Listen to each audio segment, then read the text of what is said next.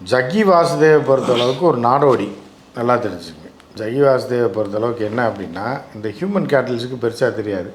எல்லா அக்கிரமும் அட்டகாசத்தையும் பண்ணுவாங்க. கடைசியில் நம்ம அமைதி தேடி அங்கே போகிறேன்மா. இவனுக்கு வந்து வாழ்க்கைன்னா என்னன்னு தெரியாது. ஏதோ சின்ன பிள்ளைங்க விவரம் தெரியாது, காலேஜில் படிக்கிற பிள்ளைங்க மெச்சூரிட்டியாக இருக்கும்ல, அதை கூப்பிட்டு ஆன்மீகம் அது இதுன்னு வடையை சுட்டு இவர் கல்யாணம் பண்ணுவாராம்.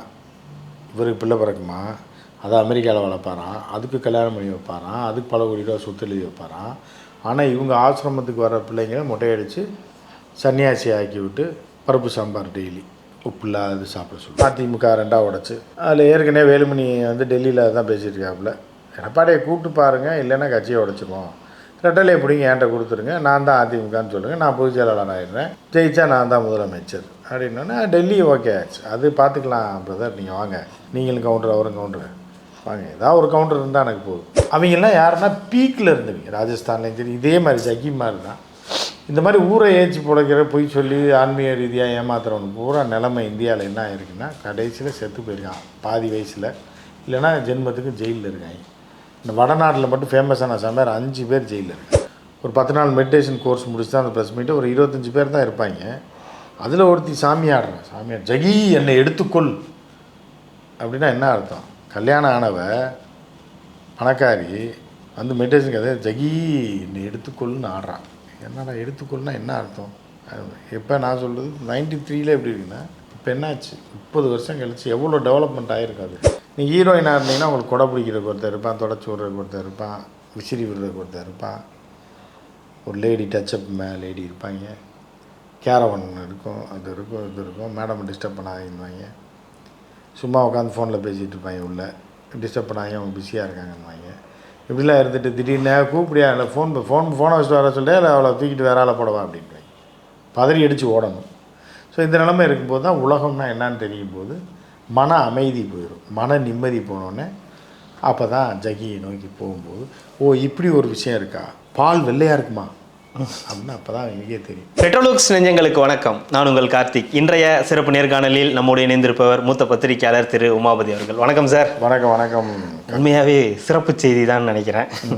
ஜக்கி வாசுதேவ் அவர்கள் ஈஷா யோகா மையத்தில் பார்த்துட்ருக்கோம். கடந்த 28ஆம் தேதியிலேருந்து இந்த மாதிரியான சம்பவங்கள் நடந்துக்கிட்டு இருக்குது. அங்கே ஈஷா யோகா மையத்தில் இருக்கக்கூடிய 2 பெண் பிள்ளைகளோட தகப்பனார் பேராசிரியர் காமராஜ் அவர்கள் போட்ட ஒரு வழக்கு கிட்டத்தட்ட ஒரு 8 வருஷமாக அது நடந்துக்கிட்டு இருக்குது. இப்போ அது கொஞ்சம் வீரியம் அடைஞ்சிருக்கு அப்படின்னு சொல்லலாம். அது சென்னை உயர்நீதிமன்றத்துக்கு வந்து அது வந்து அதன் மூலியமாக சில காவல்துறையெல்லாம் போய் அங்கே ரைடு பண்ணுற அளவுக்கு இப்போ நடந்திருக்கு. அவருடைய புகார் வந்து என்னுடைய பிள்ளைகள் வந்து அங்கே இருக்காங்க, அவங்களால வந்து பிரெயின் வாஷ் செய்யப்பட்டிருக்காங்க, அவங்க வந்து கல்யாணம் பண்ணணுன்ற மாதிரியான இதெல்லாம் இருந்துச்சு, இப்போ இதனால் இல்லை, ஆனால் அவர் பொண்ணுக்கு மட்டும் கல்யாணம் பண்ணி வச்சுருக்கான்ற மாதிரி இது இருக்குது. நீதிமன்றமும் நீதிபதியும் அதையே தான் குறிப்பிட்டு சொல்லியிருக்காரு. ஆனால் என்ன நடந்திருக்கு சார்? இந்த ஜக்கி வாசுதேவை பொறுத்தளவுக்கு ஒரு நாடோடி நல்லா தெரிஞ்சுங்க. ஜக்கி வாசுதேவை பொறுத்தளவுக்கு என்ன அப்படின்னா, இந்த ஹியூமன் கேட்டல்ஸுக்கு பெருசாக தெரியாது. எல்லா அக்கிரமும் அட்டகாசத்தையும் பண்ணுவாங்க. கடைசியில் நம்ம அமைதி தேடி அங்கே போகிறேன்மா. இவனுக்கு வந்து வாழ்க்கைன்னா என்னன்னு தெரியாது. மெடிடேஷன் வந்து அதோட ஆரிஜின் தெரியாது. மெடிடேஷன்னா என்னன்னு தெரியாது. இந்த ஜக்கி வாசுதேவ் தான் மெடிடேஷனே கண்டுபிடிச்ச மாதிரி இவங்களாம் நினச்சிக்குவாங்க. ஏன்னா இவங்களுக்கு வேறு எதுவுமே தெரியாது. அப்படி தெரியாதனால தான் வாழ்க்கையில் இவன் துன்பங்களையும் துயரங்களையும் சந்திக்கிறான். ஏன்னா இவன் வந்து அறவெட்டாவே இருந்துட்டு இவன் ஒரு போக்கில் அதிகாரம் இருந்தால் இந்த அதிகாரத்திலே நம்ம சாக வரைக்கும் இருந்துருவோன்னு நினைக்கிறது. ஒரு கொஞ்சம் சில பேர்லாம் பார்த்துருப்பீங்க, ஏதோ அன்னைக்கு காசு வந்திருக்கும், ஹோட்டலில் சாப்பிட போயிருப்பான், ஹோட்டல்லே சாப்பிட்ருக்க மாட்டான். அவன் பார்த்தீங்கன்னா அவனை தனியாக தெரியும். போனவொடனே என்னென்னா பேரரை கூப்பிட்டு மிரட்டுவான், தம்பிங்க வா தண்ணி கேட்டேன் என்ன வைக்கல நீ, ஏன்னா இது என்ன தோசை இது இப்படி இருக்கனால அந்த நாய் முதல்ல சாப்பிட வருதுன்னு அர்த்தம். அன்றைக்கி தான் ஹோட்டலுக்கே வருதோ இல்லை எங்கிட்ட வருதுன்னு அர்த்தம். அது மூஞ்சியை பார்த்தோன்னே கண்டுபிடிச்சிடலாம், அது பேசுகிறத வச்சே கண்டுபிடிச்சிடலாம். ஸோ வந்து இந்த மாதிரி சில பேர் இருப்பாங்க. இவங்க வந்து என்னென்னா இவங்களாம் ஒரு தோன்றித்தனமாக ஒரு வாழ்க்கையை வாழ்வாங்க. வாழும்போது புருஷன் பொண்டாட்டிக்குள்ள பிரச்சனை வந்துடும். அதை எப்படி டீல் பண்ணுறதுன்னு தெரியாமல் இங்கே போயிடுவாங்க. பொண்டாட்டி அங்கே போயிடுவான், போய் மெடிடேஷன் பண்ண போகிறேன்னு. புருஷன் அங்கே போயிடுவான். இந்த மாமியார் போயிடும், மருமக குடும்பம் தாங்க முடியாமல். இந்த மாமியார் குடும்பம் தாங்க முடியாமல் மருமக அங்கே போய் அமைதி டெய்லி சண்டை பஞ்சாயத்து இல்லைன்னா இவங்க 2 பேர் தொல்லை தாங்க முடியாமல் மகன் ஓடி போயிடுவான் மெடிடேஷன் பண்ணுறது. இல்லை அவங்க அப்பா ஓடி போயிடுவார். இந்த மொத்த குடும்பத்தையும் நம்ம இதை பெற்றதுக்கும் பாவம், இதை கட்டினதும் பாவம்னு சொல்லி அவர் போயிடுவார். இப்படி போகிறவர்கள் தான் அங்கே போவாங்க. இதை வந்து ஒரு 90களில் வந்து இதை பற்றி ஆழமாக யோசித்த ஜக்கி என்ன பண்ணோம்னா, இதை நம்ம இவங்களுக்கு வந்து தீர்வு சொன்னோம்னாலே நம்ம சம்பாதிக்கலாம். நீங்கள் எம்ஆர் படத்துலேயே இது வரும். ஏன்டா சாமியார் ஆகிட்டியாடா அப்படின்னு. ஆமாம். ஏன்டா சாமியாரானே என்ன நல்ல வருமானம் வருது அப்படியா, சரி அப்படின்வாப்புல. இது எல்லா காலத்துலேயும் உண்டு. அப்போ என்ன பண்ணுறேன்னா, ஜக்கிக்கு ஒரு தத்துவம் வேணும், மெடிடேஷன் தெரியணும். அப்படிங்கும்போது சாதாரண சிறு குரு விவசாயின்னு வாங்க. அது வந்து சிறு குரு விவசாயி. இவர் சிறு குருகிட்ட அவன்டே போய் மெடிடேஷனு மாதம் 150 ரூபா கொடுத்து கற்றுக்கிட்டு 150. ஆமாம், அவ்வளோதான். இப்போலாம் 90களெல்லாம் 100 ரூபா தான். மெடிடேஷன் யோகாலாம் கற்றுக்கிட்டு கர்நாடகாலேருந்து வர்றாப்புல. சரி, அங்கேனா நம்ம ஊரில் அடித்து துரத்தி விட்ருவாங்க, இங்கே வரணும். அது வந்து எப்படின்னா, இந்த மெடிடேஷனில் ஒரு பெரிய இது என்ன அப்படின்னா, நீங்கள் வந்து பயங்கரமாக தாடி வச்சு வித்தியாசமான ஒரு உருவமாக இருக்கணும். அப்போ தான் வந்து சாமியார்னு நம்புவான். ஒன்று காஸ்ட்லியான ட்ரெஸ் போடணும், இல்லைன்னா பிச்சைக்காரனா கோவணம் கட்டிட்டு உட்காரணும். இந்த 2 தான். அப்போ இவர் வந்து இங்கிலீஷ் மாஸ்டர் இந்த மாதிரி பண்ணும்போது காஸ்ட்லி உடைக்கு போகிறார். எதுன்னா யார் ஃபாலோ பண்ணுறாரு அப்படின்னா, சினிமாலெல்லாம் பார்த்தீங்கன்னா தெரியும், பாலா மாதிரி படம் எடுக்கணும் அப்படின்னு ஒரு குரூப் இருப்பாங்க. சில பேர் கமர்ஷியல் படம் எடுக்கணும், பேரரசு மாதிரி எடுக்கணும்.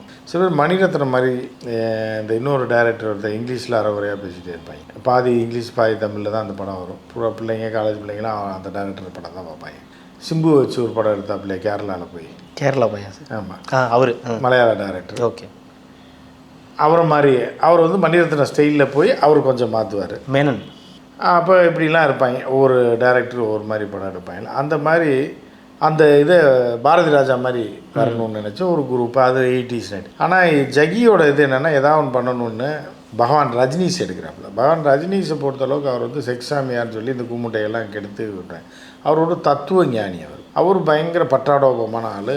வாழ்க்கையை அனுபவிக்கிறதுக்கு தான் நம்ம பிறந்திருக்கோம் அப்படின்னா இந்த கான்செப்ட் நல்லா இருக்குது. இந்த கான்செப்டை நம்ம எடுத்தோம்னா கோமணம் கட்ட வேண்டியதில்லை, பஞ்சபரார வேஷம் பிச்சைக்கார வேஷம் போட வேண்டியதில்லை.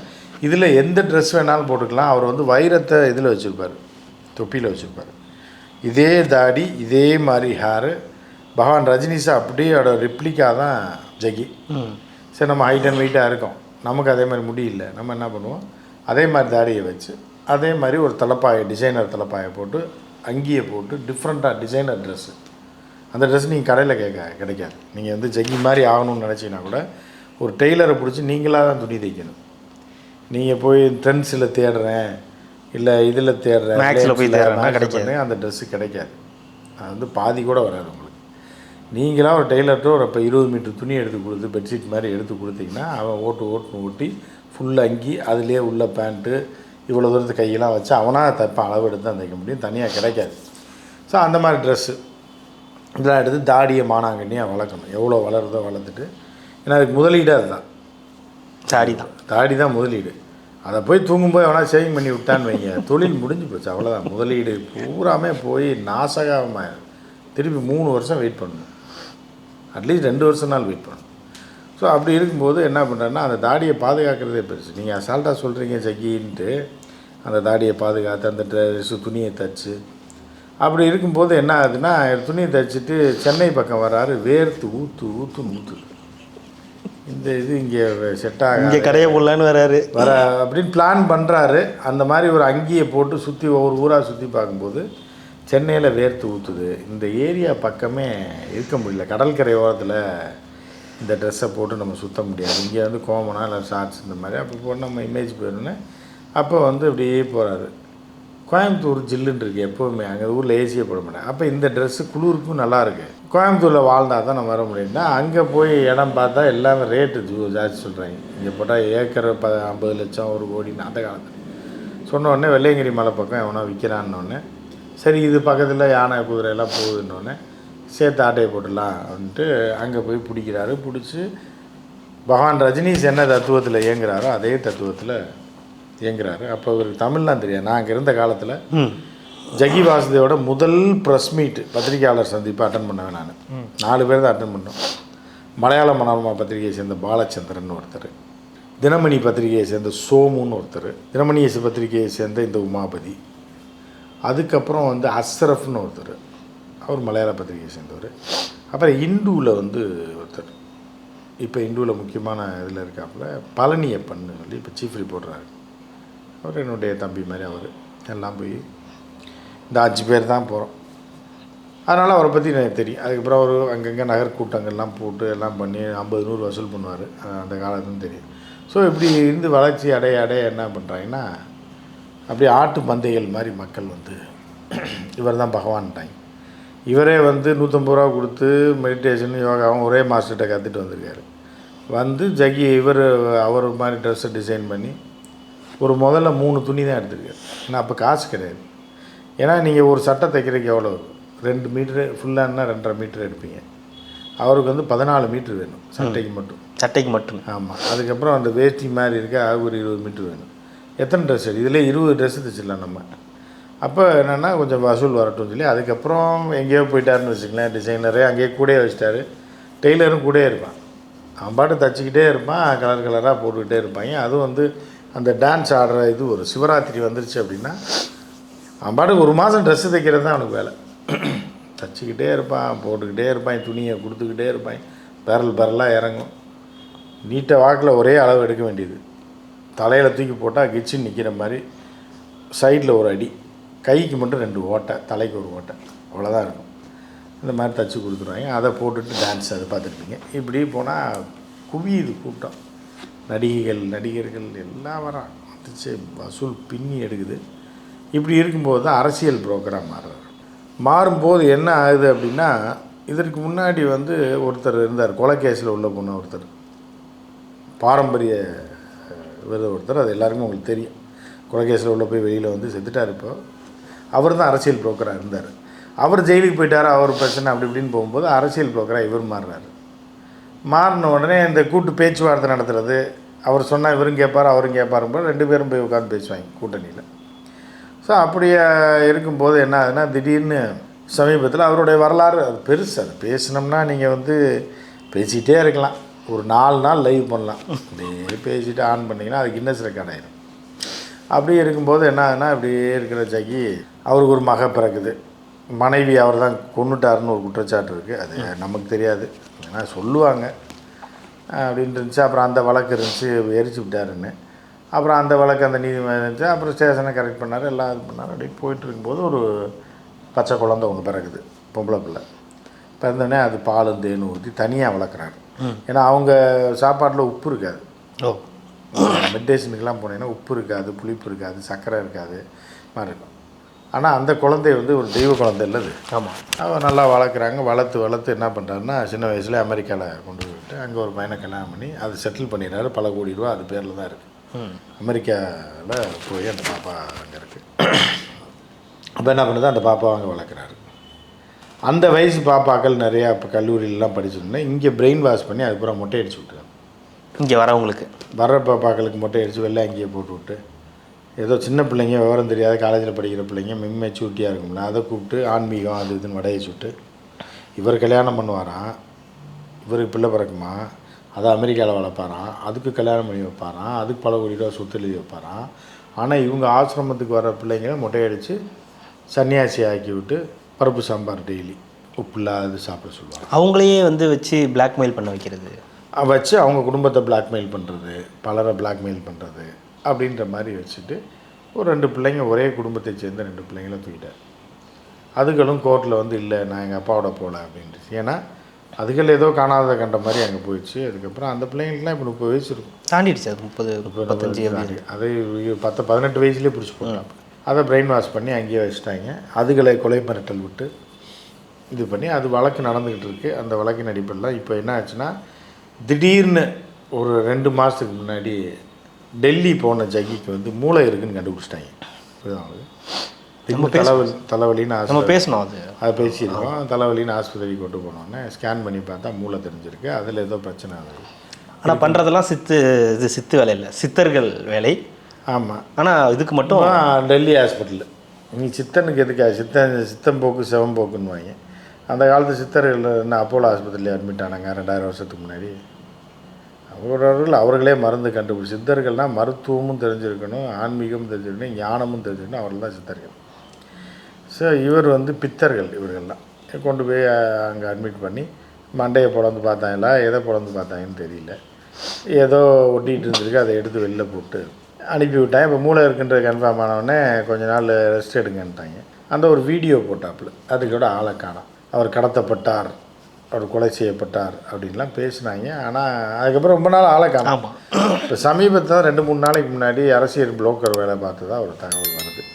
எப்படின்னா அதிமுக 2ஆக உடைச்சு அதில் ஏற்கனவே வேலுமணி வந்து டெல்லியில் தான் பேசியிருக்காப்புல, எடப்பாடியை கூப்பிட்டு பாருங்கள், இல்லைன்னா கட்சியை உடைச்சிப்போம், ரெட்டலையை பிடிங்க என்கிட்ட கொடுத்துருங்க, நான் தான் அதிமுகன்னு சொல்லுங்கள், நான் பொதுச் செயலாளர் ஆகிடுறேன், ஜெயிச்சா நான் தான் முதலமைச்சர் அப்படின்னோடனே டெல்லி ஓகே ஆச்சு. அது பார்த்துக்கலாம் பிரதர், நீங்கள் வாங்க, நீங்களும் கவுண்டர் அவரும் கவுண்டரு வாங்க, ஏதாவது ஒரு கவுண்டர் இருந்தால் எனக்கு போதும் அப்படின்னு சொல்லிட்டு கூப்பிட்றாங்க, பேசுகிறாங்க.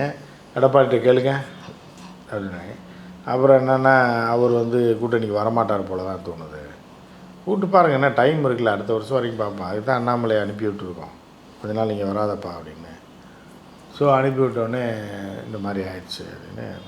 இதில் என்ன பார்த்தீங்கன்னா, இந்த புதுசாக கல்யாணம் பண்ணுறாங்கல்ல, புதுசாக கல்யாணம் பண்ணும்போது சினிமாவுக்கு போவாங்க அந்த காலத்தில். ஆமாம். போனால் சரி புதுசாக பொண்ணு மாப்பிள்ளை போய் தொலைகிறாங்கன்னு விட மாட்டாங்க, கூத்தியா குழந்தையெல்லாம் கூட போயிடுவாங்க வண்டியை, நாங்களும் வரோம் எதுக்கு பாதுகாப்பாக உங்களுக்கு பாதுகாப்பு. அவங்க 2 பேரும் சார்ந்த இது 80கள் 90களில் பாவப்பட்ட ஜீவனை. எங்கள் காலத்துல எல்லாம் ரொம்ப குடும்பப்படுத்துவாங்க. கல்யாணம் பண்ணாலும் நிம்மதியாக வாழ விட மாட்டாங்க, கல்யாணம் பண்ணலைனாலும் அவனுக்கு நிம்மதி இருக்காது, பண்ணாலும் நிம்மதி இருக்காது அப்படின்ற மாதிரி.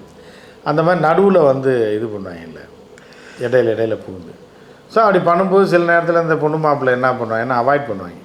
அப்புறம் என்ன பண்ணால் கொழுந்தியாக இருக்கும், ஆனால் மாப்பிள்ளையோட அக்காவோ தங்கச்சியோ இருக்கும், அது பிள்ளைங்களை கூட அனுப்பிடுவாங்க, போயிட்டு வா மாமா கூட அப்படின்னு.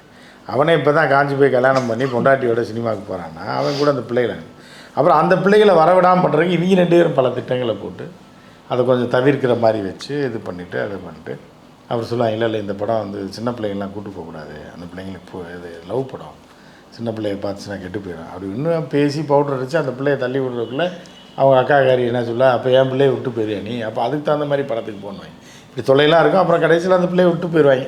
அப்போ நாங்கள் சந்தோஷம் அதை புரிஞ்சிக்கவே மாட்டாங்க. பொண்ணை புரிஞ்ச முன்னாடி போய் சந்தோஷமாக ஒரு படம் பார்க்குறேன்னா நைட்டு தூங்க வச்சுட்டு போகிற கதையெல்லாம் இருக்குது. இப்படிலாம் இருக்கா, இந்த மாதிரி தான் வந்து அண்ணாமலை. இப்போ அண்ணாமலை இங்கே இருந்தால் அந்த இளம் சிட்டுகள் பேசி அந்த கூட்டணியை கெடுத்து விட்டுருது.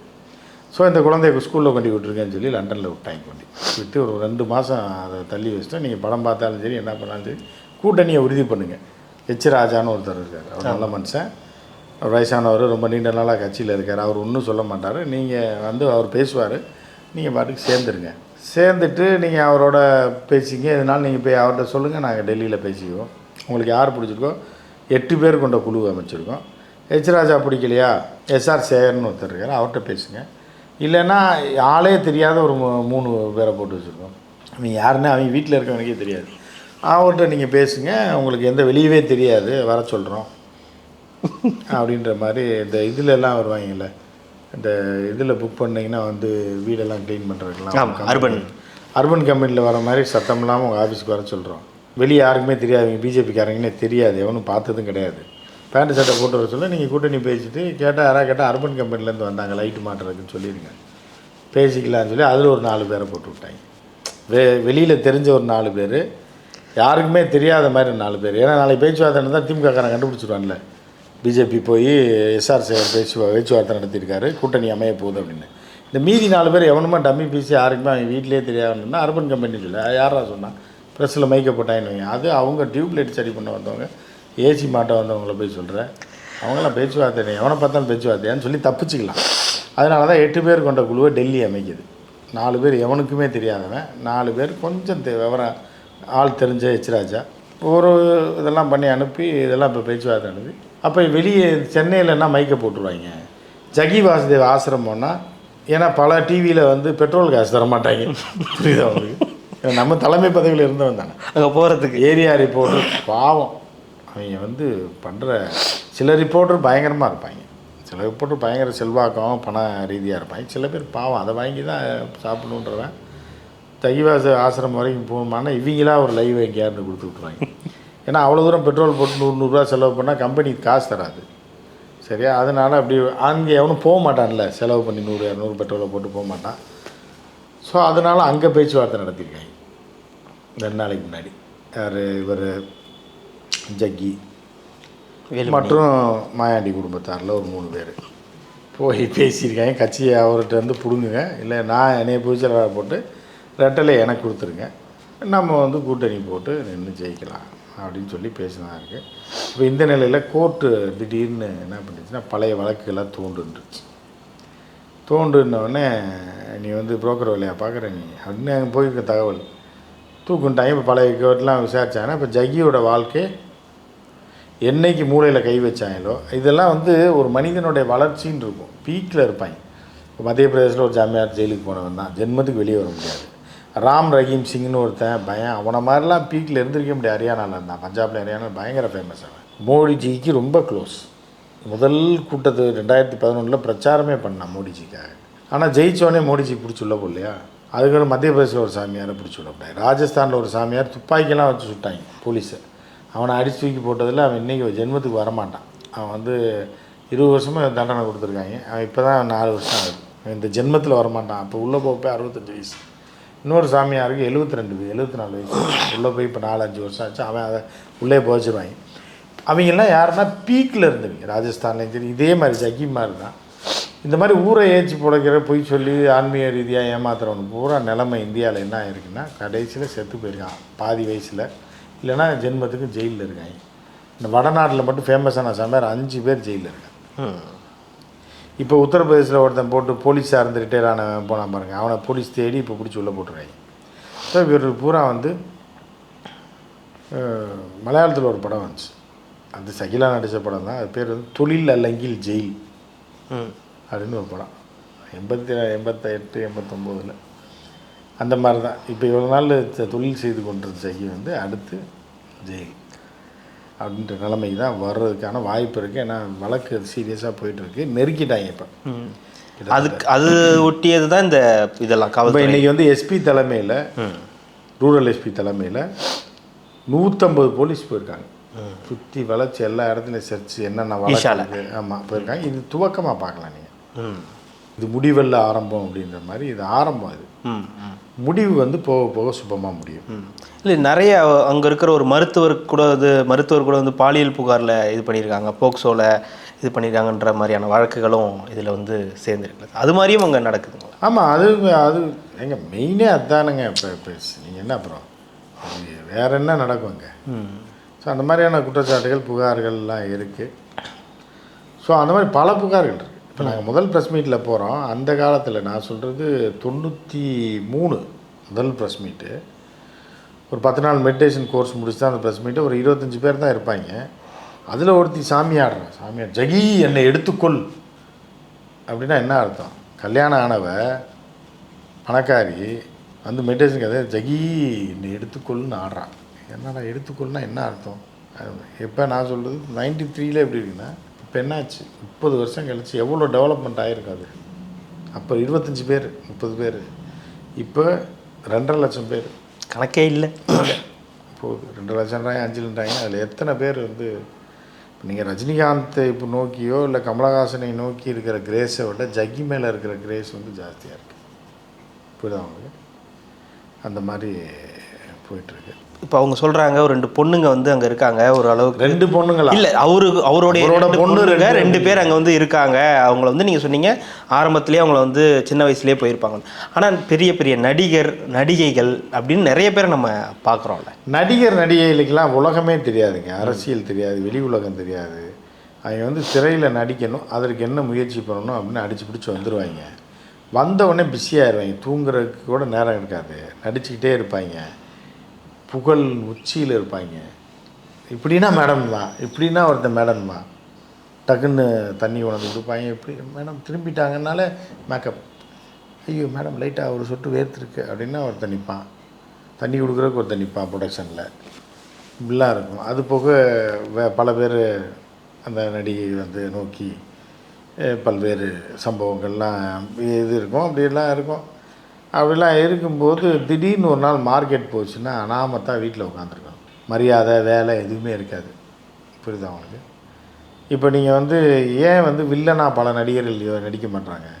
காசு கொடுத்துருவாங்க. 1 கோடி கேட்குறீங்களா, 2 கோடி கேட்குறீங்களா அப்படின்னு சீனியர் நடிகளை வில்லனா நடிக்க சொல்லுவாங்க. ஏன் நடிக்க மாட்டாங்கன்னா அங்கே நீங்கள் ஹீரோவாக இருந்ததுக்குள்ள மரியாதை வேறு. அந்த யூனிட்டில் ஹீரோவுக்கு தான் முதல் மரியாதை. டைரக்டருக்கு ஹீரோ, ப்ரொடியூசர் கூட 3வது தான். அப்போ வில்லனாக வந்துட்டிங்கன்னா அங்கே உள்ள கவனிப்பு பூரா ஹீரோவுக்கு தான் இருக்கும். நீங்கள் நேற்று வரைக்கும் ஹீரோ, இன்றைக்கி வில்லனாக வந்தீங்கன்னா உங்களை தூக்கி அந்த பக்கம் வராது, சாருக்கு ஏதாவது கொடுத்துட்டு அங்கிட்டு சேரை போட்டுருவாங்க. அப்போ என்னென்னா ஒரே கத்தியில் 2 ஒரே கத்தியை போட முடியாது, அந்த மாதிரி இருக்கும். அந்த மாதிரி நடிகைகளுக்கு அதே தான் நிலைமை. மார்க்கெட்டில் நடிக்க மாட்டான், இல்லை அக்கா வேறு ரோல் தங்கச்சி ரோல்னா பின்னாடி தள்ளி விட்ருவான், அந்த அக்காவை அந்த பக்கம் உட்கார சொல்லு அப்படின்னு.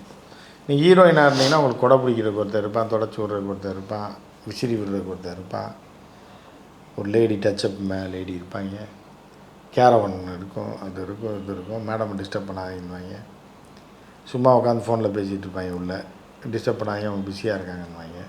இப்படிலாம் இருந்துட்டு திடீர்னு கூப்பிடியா இல்லை ஃபோனை வச்சுட்டு வர சொல்லிட்டு இல்லை அவளை தூக்கிட்டு வேற ஆளை போடவா அப்படின்ட்டு பதறி அடித்து ஓடணும். ஸோ இந்த நிலைமை இருக்கும்போது தான் உலகம்னா என்னான்னு தெரியும் போது மன அமைதி போயிடும், மன நிம்மதி போனோடனே அப்போ தான் ஜகியை நோக்கி போகும்போது ஓ இப்படி ஒரு விஷயம் இருக்கா, பால் வெள்ளையாக இருக்குமா அப்படின்னு அப்போ தான் எங்களுக்கே தெரியும். புரியுது அவங்களுக்கு பால் தயிர் எல்லாம் வெள்ளையாக இருக்குன்றதே பல கும்பிட்டைகளுக்கு அப்போ தான் தெரியும். போன உடனே ஜகிகிட்ட வந்து அடைக்கலமாயிடுவாங்க. மெடிடேஷனுக்குன்னு ஒரு பவர் இருக்குது.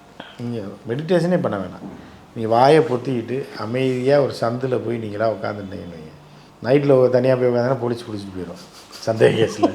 பகலில் உட்காந்தாலும் என்னப்பா தண்ணியை ஊற்றி விட்ருவாங்க வாசலில். நிறையா பேர் வீட்டில் பார்த்தீங்கன்னா தண்ணி ஊற்றி விட்ருப்பாங்க, ஏன்னா கண்டா உட்காந்து பேசிட்டு இருக்காங்க. நீங்கள் அதெல்லாம் இல்லாமல் ஏதாவது ஒரு கோயிலையோ எங்கேயோ போய் தனியாக உட்காந்திங்கன்னா அமைதியாக 10 நிமிஷம் உட்காந்திங்கனாலே உங்கள் உடலில் மாற்றங்கள் வரும். அப்போ நீங்கள் உண்மையால் மெடிடேஷன் கற்றுட்டு பண்ணிங்கன்னா பெரிய மாறுதல் வரும். இதை ஜகி தான் கண்டுபிடிச்சாரு, ஜகிதான்னு நினச்சா போதோட விளைவு தான் சொத்தை எழுதி வச்சு இது பண்ணி ஜகியோடே போயிடுறது. இதுதான் நடக்குது. விரைவில் ஜகியும் போவார். அது என்னன்றதை விசாரணையின் முடிவில் தான் தெரியும். அவர் மேலே இருக்க குற்றச்சாட்டுகள் நிரூபிக்கப்பட்டால் கண்டிப்பாக சார் அவர் எங்கே போவார்னு உங்களுக்கே தெரியும், நான் சொல்ல வேணாம். கண்டிப்பாக இது தொடர்ந்து அது அடுத்த கட்ட நடவடிக்கை என்ன நடக்குது அப்படின்றத தொடர்ந்து பேசலாம். மிக்க நன்றி. இவ்வளோ நேரம் உங்களுடைய நேரத்தை ஒதுக்கி எங்களுக்காக பல்வேறு தகவல்களை பகிர்ந்தமைக்கு ரெட்டலோக்கின் சார்பாக மிக்க நன்றி.